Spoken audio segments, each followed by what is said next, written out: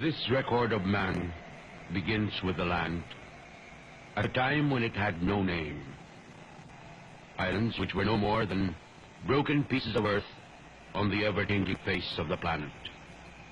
A small corner, a charred world. This land, explored, reveals the grandeur and beauty of all earthly phenomenon. Time has aged her, the sun, the wind, and rain. As if by magic, the unknown forces and all the elements of the universe shaped, molded, and transformed her surface.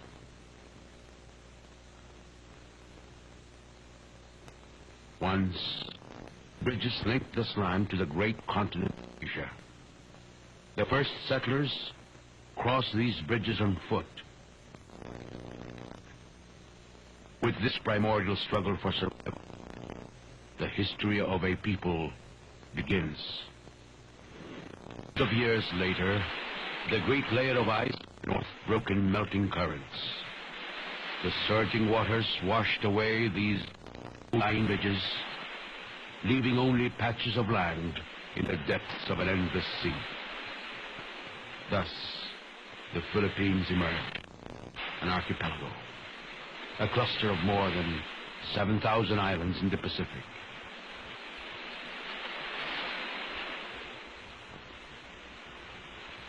Her landscape presents an awesome richness.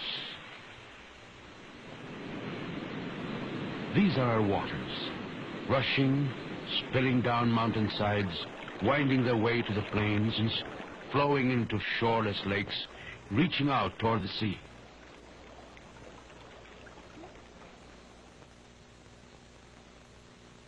Her wilderness, her deep emerald jungles, the boundless forest tundra, the majesty of her noblest trees. Her people came from all over the world, seafarers in little boats called barangay, traders in junks from the east, conquerors in galleons from the west. They came to build on this land a measure of home, to stake on these shores their destinies, to create a breadth and a dimension of human history all their own, the fusion of land and people, the universal theme of civilization everywhere. The patterns are all there, the blazing of the trail, the building and renewal, the casting of man's shadow on the earth. Man works the land, and the land gives him life. Man builds his village, and the village gives him community.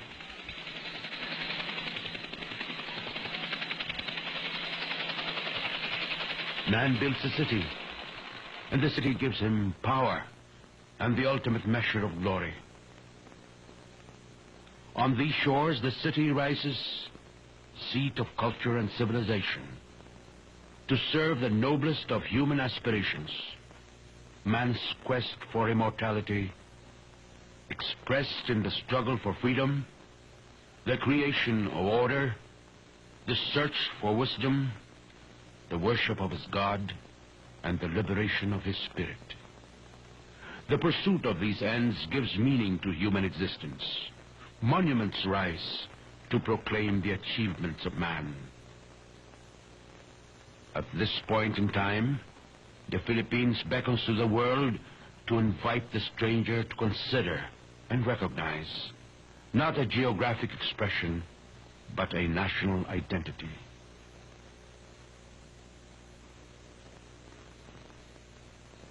Confronting himself, tracing the wellsprings of his being, the Filipino search for identity is but a national aspect of the human crisis. And so, we peel off the mask and embark on our most perilous journey, plunging into the depths of ourselves. The forces of the earth have wrought their changes on the land. But today, the spirit of our people seek a new beginning in the unfinished story of a nation. Land and people witness the march of time, the rising landmarks of growth and progress. These times urge the Filipino to know himself, to rediscover his past and cultural beginnings, to give life today to an art and architecture which shall live on for generations of Filipinos.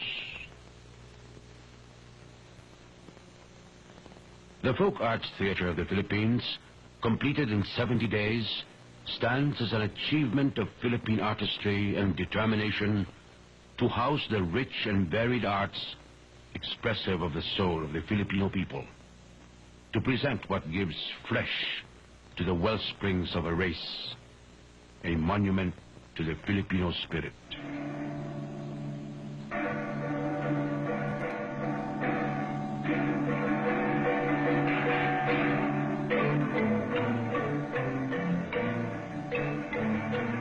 Some 20,000 school children, university students, civil servants, workers, and artists participated in a massive reenactment of their history as a million others came to watch the diverse elements of their story unfold.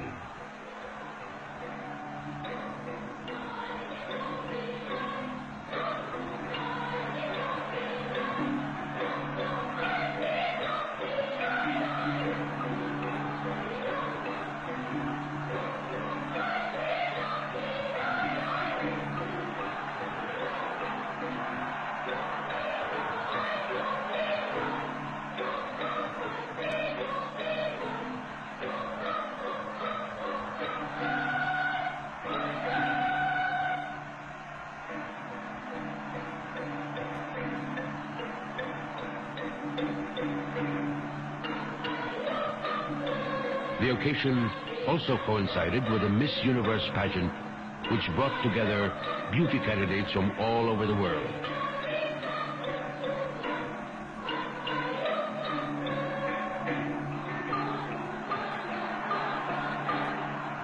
The Filipino transformed the event into a people's pageant, a parade of the masses, an expression of the Filipinos' irrepressible spirit, a celebration of the highest and noblest of national sentiments.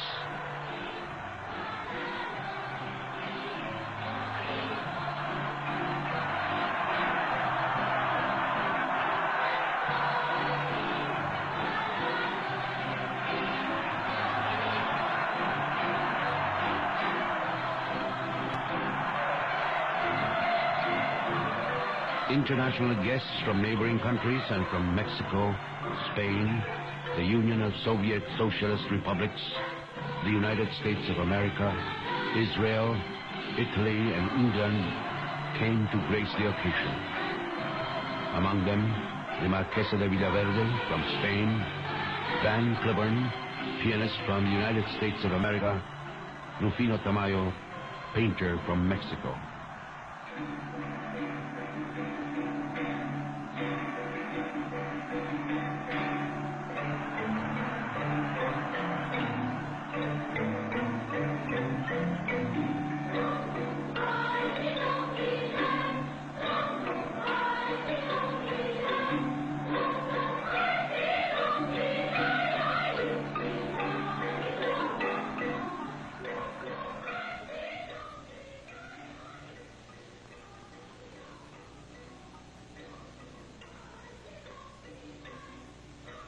This presentation focuses on the music, the costumes, the central episodes of history, and creates an impact which few history books can achieve.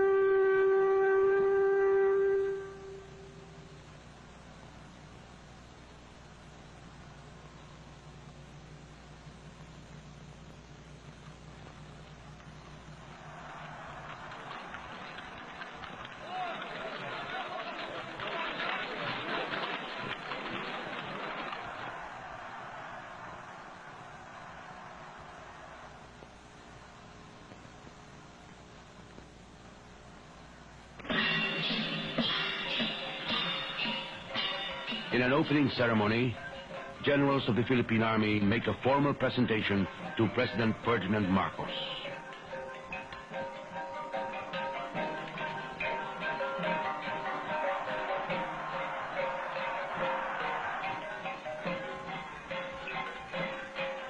"50 chieftains lead the pageant. As leaders of cultural minorities, they represent ethnic tribes who live all over the country. They are followed by the famed tribe of the Tasadais. These are descendants of the first Filipinos. Their tribal names suggest the strange and the unknown. But these tribes are a people with a culture truly alive with arts and crafts that testify to the wealth of ancient traditions of the country.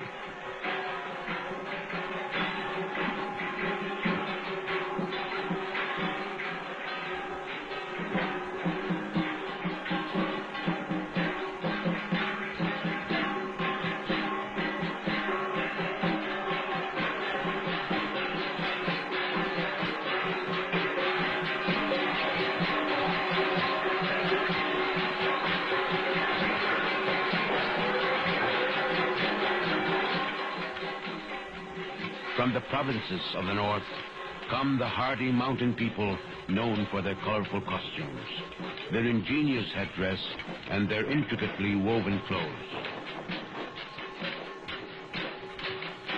They are brave warriors and masterful builders of the rice terraces of Mount Banawe. Carved out of mountainsides 2,000 years ago, these rice terraces are known as the 8th wonder of the world. From the islands of Visayas, the Tagbanuas still live by the kainin method, or slash and burn agriculture, but together with the Hanunuo tribe, they are among the most literate of cultural minorities and boast the use of an ancient syllabic system. It is in this region that the ancient manuscript called Maragtas was found. This manuscript throws some light on this land in pre-Spanish times.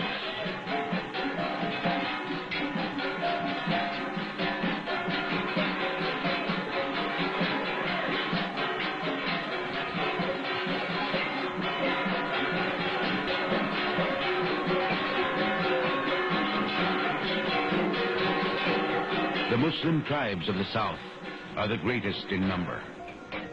Long before the arrival of Christian Spain, Islam had taken root in the great island of Mindanao and its offshore islands of Sulu. The Filipino Muslim has added to the richness of Philippine culture. But it is his resilience, a consistent posture of pride and courage, which sets him apart. The Maranaos call themselves people of the lake. Their highly sophisticated arts have made the area around Maranao Lake a center of Muslim culture.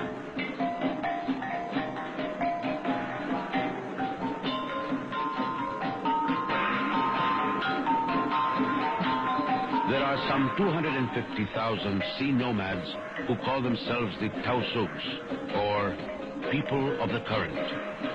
They live in fluvial communities, mostly off the southern coasts of Mindanao.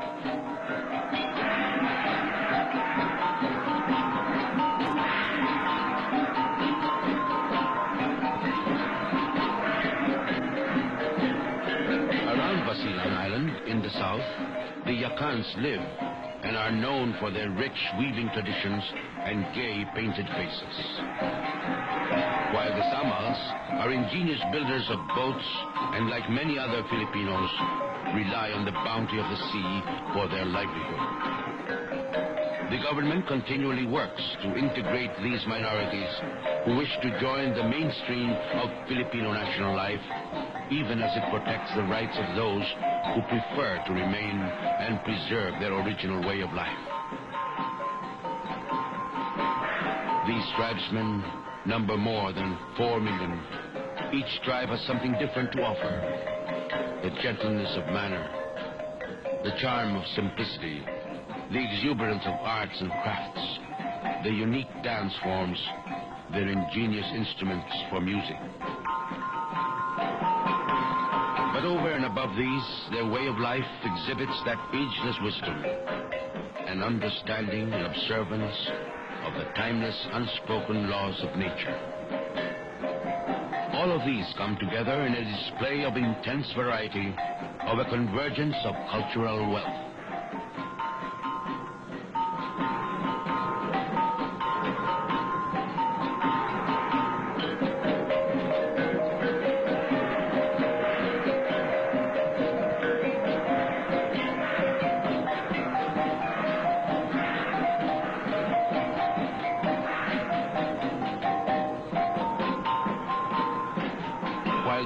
Inhabitants reached the Philippines on foot, the surrounding seas made imperative a tradition of boatcraft. The Dumagat tribe fashioned the earliest boats. Hollowed from tree trunks, these vessels showed a high degree of workmanship. The Spaniards called the early Filipinos Negritos. However, they called themselves Lord of the Land to indicate the antiquity of their settlement.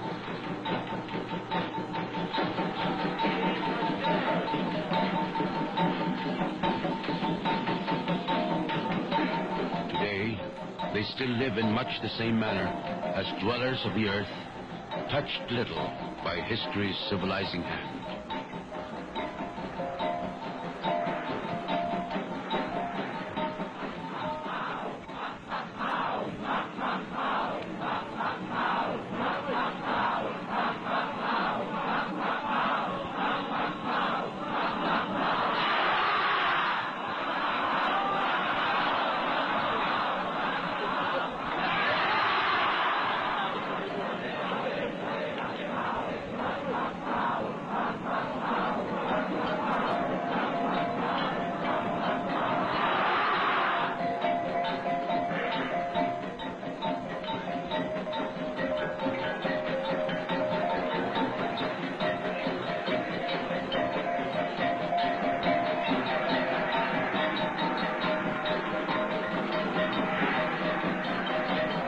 The next wave of migration brought the seafaring founders, the Malays. They took over the lowlands and the river deltas, driving the Negritos to the hills. It is easy to conclude that they sailed from the nearby island of Borneo or farther inward from Indonesia.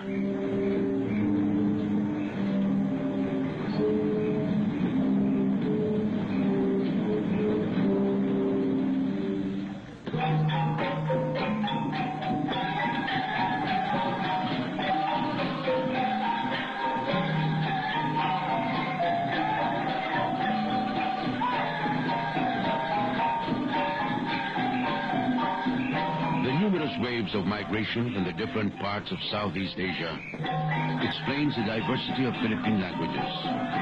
People living on one island, such as Luzon, speak no less than 5 major tongues, each unintelligible to one another.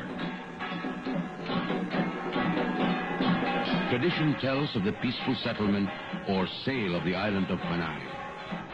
Ruled by King Marikudo, the island was ceded to Datu Puti, leader of the Malay immigrants, for the price of a golden hat or salakot and some rare gems for his queen.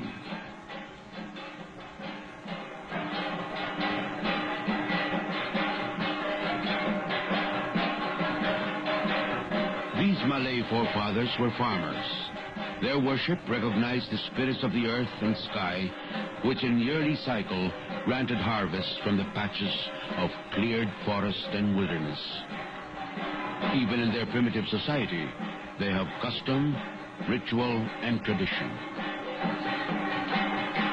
Their basic unit of society was the family, the large extended family who lived together in a settlement called barangay, named after the boats in which they traveled to the Philippines from their ancestral homes.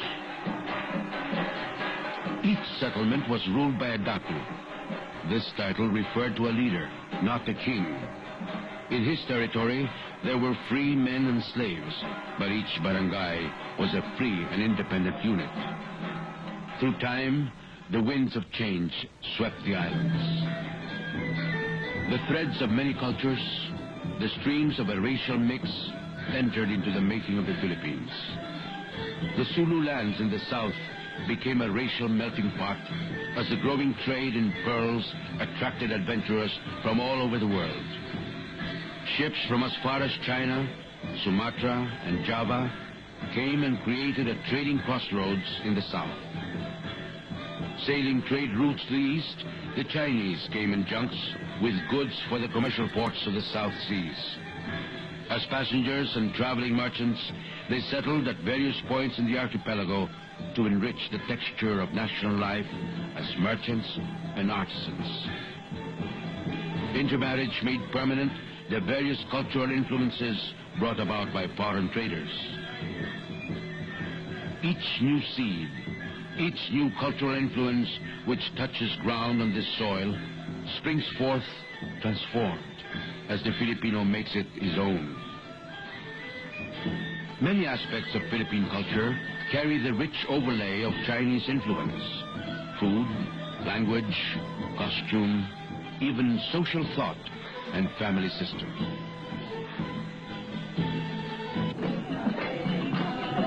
Through the two Indonesian empires of Srivijaya and Majapahit, Indian cultural influence flowed to the Philippines.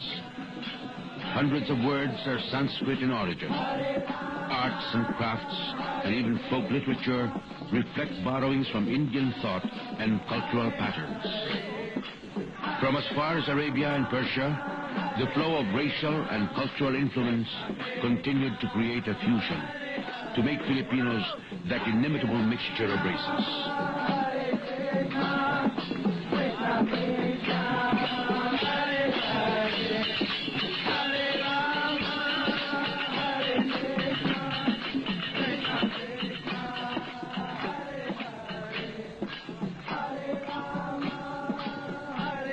Filipinos are an ancient people, but history fused its destiny with the West. On March 16, 1521, Ferdinand Magellan and his conquistadores brought Spanish Christendom and the roots of Western civilization. 3 Spanish ships, sailing westward routes across the Pacific, raced the rugged coast of the island of Samar. Magellan promised the King of Spain that he would find a route past the great American continent to the famed riches of the Spice Islands. In this search, he drove his men through the overwhelming expanse of the Pacific. Through the long journey, they endured conspiracy, starvation, and disease. Raja Humabon, ruler of the bustling town of Cebu, received them with hospitality. Upon Magellan's urging, Humabon consented to be baptized a Christian and become a vassal of Charles, the King of Spain. Humabon himself had vassals of his own. One, the strong-willed and fearless Lapu-Lapu, chief of the island of Mactan. Because he refused to pay homage to the King of Spain, 60 Spanish soldiers set out to teach him a lesson. But the native warriors fought a brilliant battle. Armed only with bamboo spears, primitive cutlasses, and bows and arrows, Lapu-Lapu and his men stood their ground against the steel-clad Spaniards. Fighting for their land and their people, they drove the invaders back to sea.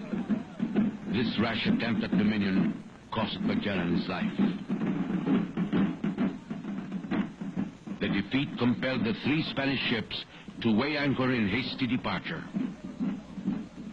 Only one, the Victoria, continued to sail westward back to Spain, and when they reached the harbor of Seville, they had gone full circle around the globe. These men, who journeyed to the Philippines, were also the first men to sail around the world. 3 Spanish expeditions were sent to the east. Each one made its landfall in the Philippines.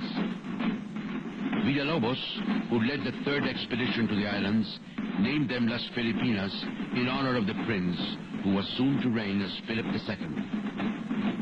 When Philip succeeded the Spanish throne, he decided to colonize the Philippines. The young conquistador, Miguel Lopez de Legazpi, initiated the 400 years of Spanish rule. with the conquest by the sword and the cross. As an outpost of the great Spanish Empire, the Philippines became the seat of Christianity in the East. The Catholic faith is perhaps the most enduring achievement of Spanish rule. The conversion gave the people a distinct way of life.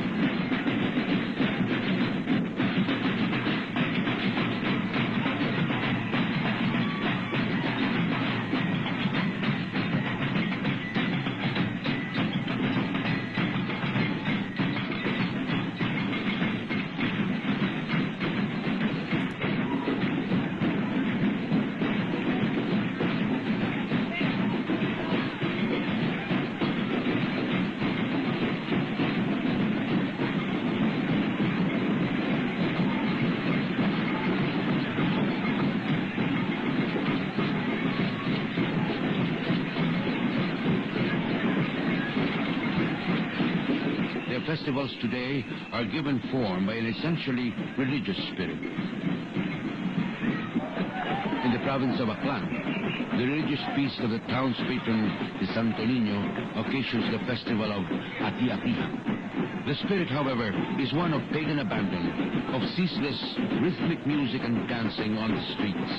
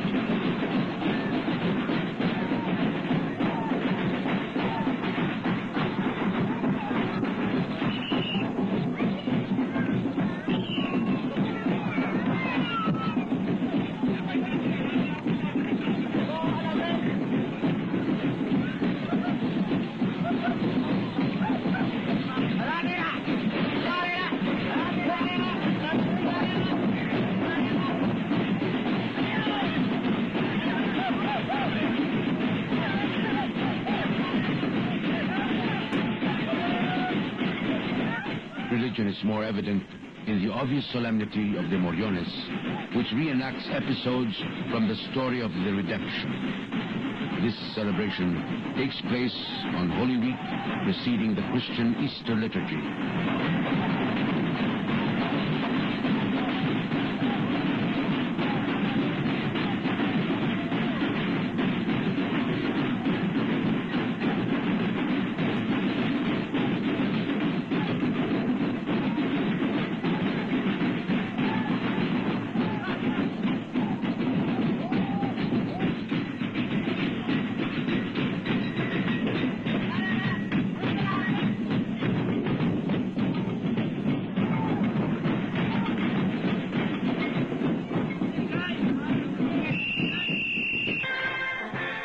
Colony of Spain, the Philippines became embroiled in the 7 Years' War of 1762.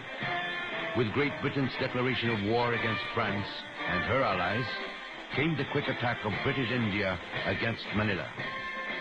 The British squadron entered Manila Bay and caught the city off guard. Defending forces fled across the Pasig River, and the invading troops pillaged and sacked the city in what was the first successful invasion after Spanish conquest. British rule and occupation in the Philippines was brief, lasting only 2 years. It was a minor episode in a great war in Europe, but it bore special significance for the history of the Philippines. The years 1521 to 1872 gave rise to the long line of heroes who began the arduous process of learning what it means to become a free nation. The men and women who blazed through their deeds and their thoughts and their writings the crucial questions that a people must face. In the northern provinces, Diego Silang seized the opportunity to free his people from the yoke of Spanish rule, and without reference to the British, spread his rebellion through the countryside. When he died from an assassin's bullet, his wife Gabriela took over the struggle, but the strength of British troops soon overwhelmed the rebellion. The peace treaty, which ended the 7 Years' War, provided for the restoration of the Philippines to Spain. But the flame was lit. The national struggle for freedom and autonomy had begun. The liberal ideas of Europe's enlightened period gave shape to the growth of national consciousness. Slowly, Filipinos realized the common grievance which united regional groups into one, the common grievance of the subject people. The colonial experience which itself served to create one nation, one fatherland. The leaders of the revolution themselves, rugged individualists, fostered different paths for the struggle. The young warehouse worker Andres Bonifacio believed that the time was ripe for recourse to arms, to right the wrongs suffered by his countrymen. To do this, he formed the Katipunan, a secret society which rallied together young recruits and the peasantry of Luzon to the cause of revolution. On August 26, 1896, he led the cry of revolt in Balintawak, which ended irrevocably the peaceful campaign for freedom. Others saw the same deteriorating situation, but took an essentially reformist view.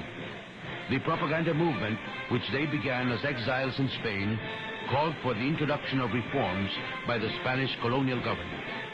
José Rizal, who rose as the foremost Philippine national hero, called for a period of learning and discipline for his people, to learn to work together, to unify their means, their purposes, and their ends.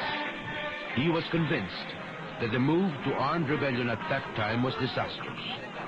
Instead, he inspired his countrymen to the cause of education, that by means of instruction and hard work, they may acquire a personality of their own, worthy of the liberties they demanded. Condemned to death by Spanish authorities, Rizal was shot by a firing squad in Bagumbayan on December 30th, 1896. His execution sparked the people's resentment, and the revolution spread like wildfire. On June 12, 1896, the Philippine Revolutionary Government, under General Emilio Aguinaldo, declared its independence from Spain in Kawit, Cavite. For the first time, the Philippine national anthem was sung, and the Philippine national flag unfurled.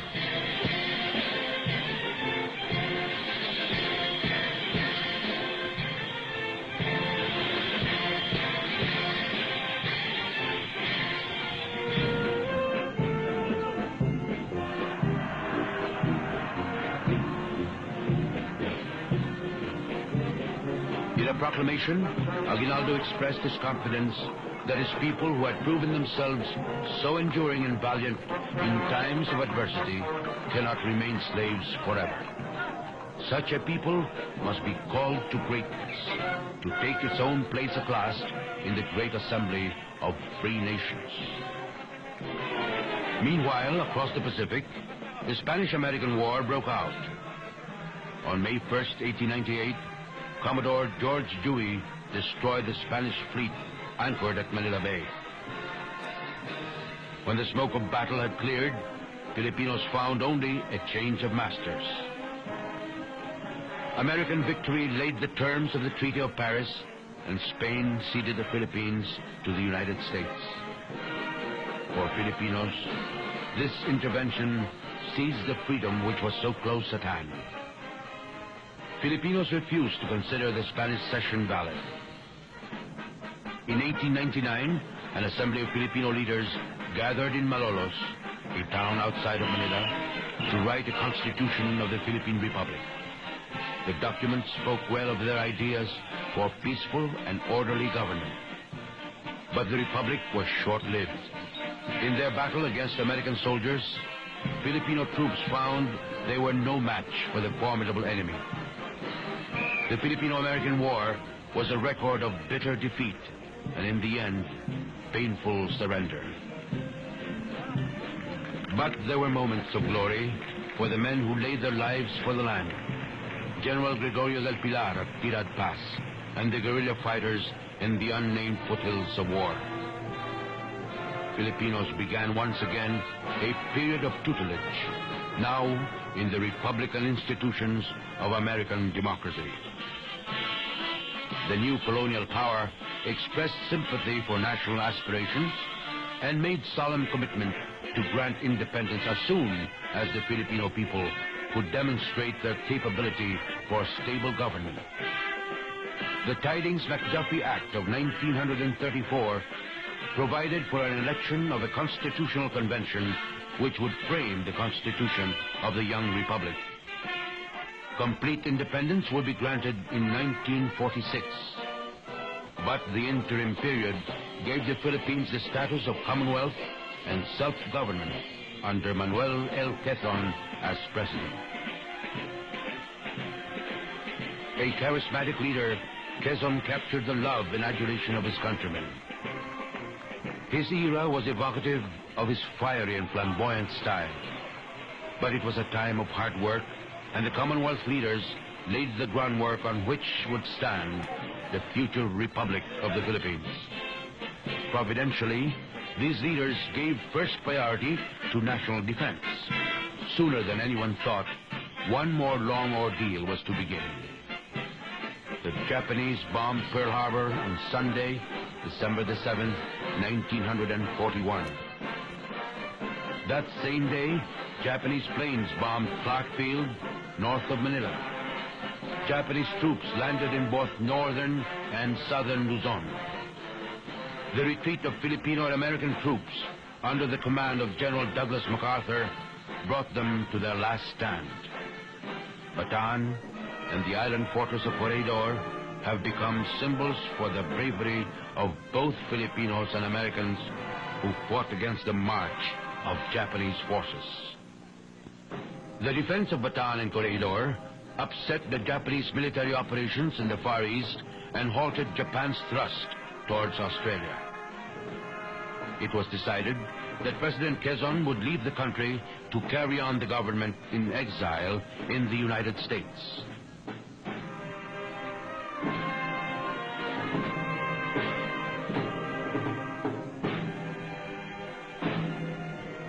On October 14th, 1943, Jose P. Laurel was appointed President of the Republic, inaugurated by the Japanese military organization. He faced the difficult and painful task of maintaining law and order. For the sake of the civilian population, he had to come to terms with the enemy occupation. Manila, as an occupied city, suffered destruction second only to that of Warsaw. All over the countryside, the cruel hand of war brought death and destruction. After a recurring illness, President Quezon died in the United States. In his message to the Filipino people, the new President, Sergio Osmeña Sr., praised the heroic resistance of his people. After the fall of Bataan and Corregidor, the guerrillas continued to fight against the invaders. Without arms, hungry and unclothed, they gave battle to the enemy from every nook and corner of the land. On October 20th, 1944, American Liberation Forces landed in Leyte.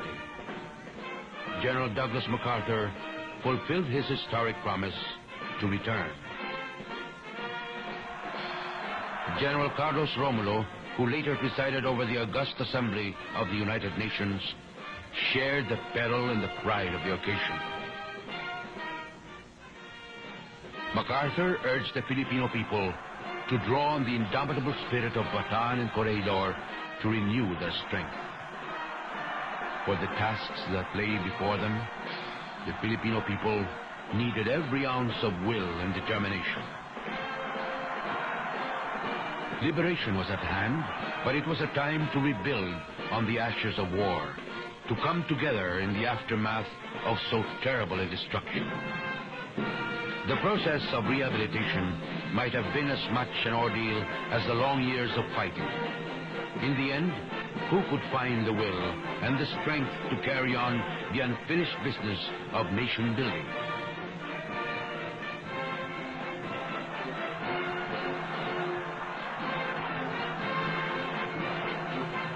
The long and painful quest for national sovereignty ended in the morning of July 4th, 1946.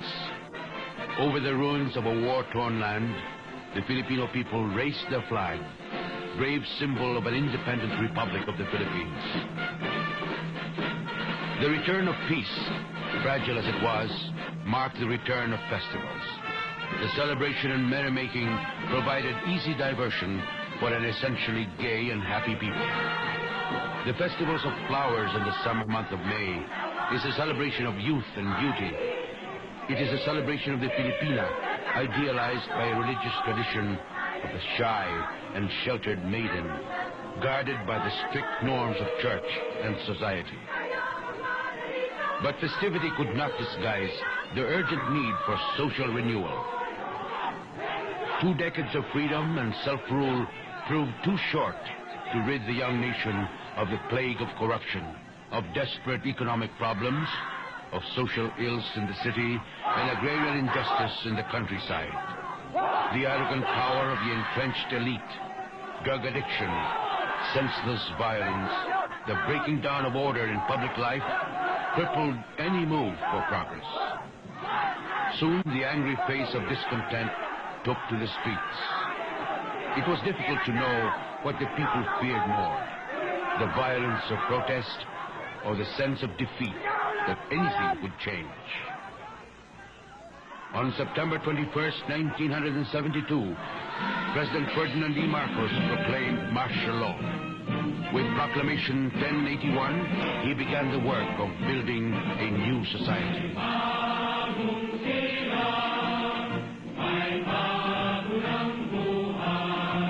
This decree was a promise, an earnest for the future, a monument to the revolution that transforms and directs for the ultimate freedom of man.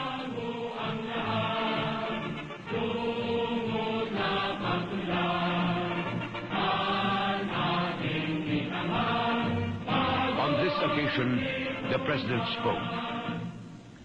Change was at the heart of this program, edifying, liberating change. For the stark realities which continually confront man in a lifetime do compel change. A process of unceasing and irresistible flux is the rhythm of human life. Contemporary experience confirms the historical record of renewal, which is added upon every civilization, including our own in Asia. The comforts and the settled habits of time have had to be swept away by the onslaught of change, so that life itself might continue. Necessity makes its own fulfillment. In this way, man has been able to survive the forces of nature and refine his capacity for upliftment. This was every Filipino's dream, a dream of a reformed society. That dream must now become reality. The revolution must begin in the form of individual commitment, in the change of heart of a renewed and vigorous society. A society characterized by a new sense of order and discipline. A society fired with an enthusiasm for work, giving new vitality to commerce and the building of industry, governed by a spirit of trust and goodwill. This vision creates a new world and a new beginning, a solemn pledge to the country's youth for their world tomorrow. Today, the Filipino must look ahead, for he faces yet the greatest challenge. In this time and place, the Filipino must once again prove himself to live truly in the service of his country and his fellow men. The new Filipino comes forth imbued with the responsibility and a deep sense of commitment to his tasks. The protection of natural resources, the care of our cities, the fight against poverty and disease, the tilling of the soil for richer harvests, building the youth for a better and stronger tomorrow. In these tasks, his strength lies in his history, the proud history which on this occasion he recalls and presents to the world. This, then, is the story of a people's mighty struggle to be free, to build on this land a home worthy of the dignity of man.